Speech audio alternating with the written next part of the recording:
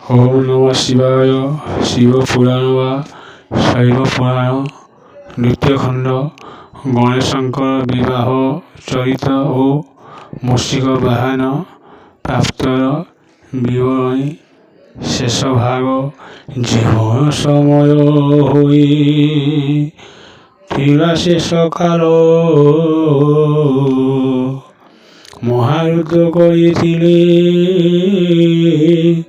সমস্ত কবল ব্রহ্মরে বিলীন হয়ে জানতে সর্বজন প্রকৃতি অঙ্গলে লীন হেলে গয়ানন সেই সময়কু জানি মেরু মহাগী গণেশ ভাজাঙ্কু রখি থিয়ে গপ্য করি নিজ কন্যা পর্যন্তে পালি রহিছিলে গণেশ জন্মরে পুଣି আই সমর্পিলে ତାଙ୍କୁ ଦେଖି ମହା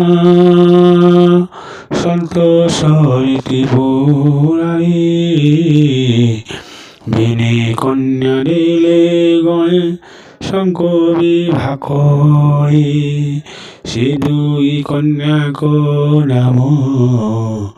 ମୋହିନୀ କୁନ୍ତଳା ପତି ଜନ୍ମ ଗଣପତି କଳସୀ ଅବଳା ସେ କନ୍ୟାକୁ ପାଇ ହଳ ସରି ଗଣପତି ମୂଷିକ ବାହନେ ବସି ଗମନ କରନ୍ତି ପିତା ମାତା ପାର ପୂଜା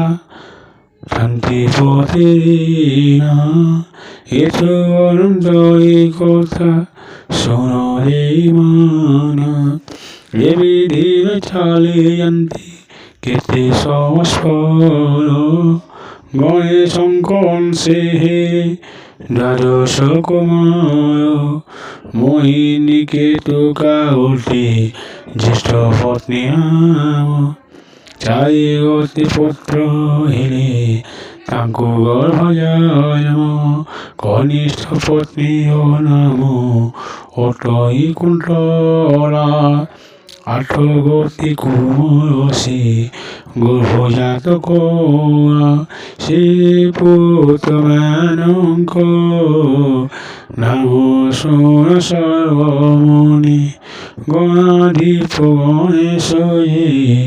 ଅଦ୍ଭୁତ ବେଣୀ ରଣକିଆ ଗଣନାୟକ ଏ ଚାରି ପୁତ୍ର କେତୁକାଳେ ହିଙ୍ଗର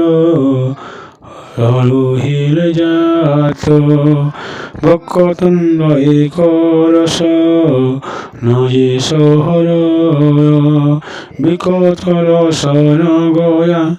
ନନଲମ୍ବର ବିଘ୍ନରାୟ ସପ୍ତମରେ ଅଷ୍ଟଧର୍ମବାନ ଗଣେଶଙ୍କର ଏ ରୂପ ଦ୍ୱାଦଶ ନନ୍ଦନ ସେମାନଙ୍କ ଚରିତ ଶୁଣ ମନରେ ଯେଉଁ ଯେଉଁ କାର୍ଯ୍ୟମାନ କରିଥିଲେ ସେ ଅଷ୍ଟପୁତ୍ର ଚାରି ଦ୍ୱାରପାଳ ହେଲେ ଚାରି ପୁତ୍ର ଗଣେଶଙ୍କ ନିକଟେ ରହି ସେମାନଙ୍କର ମହିମା ଅତି ଅଚର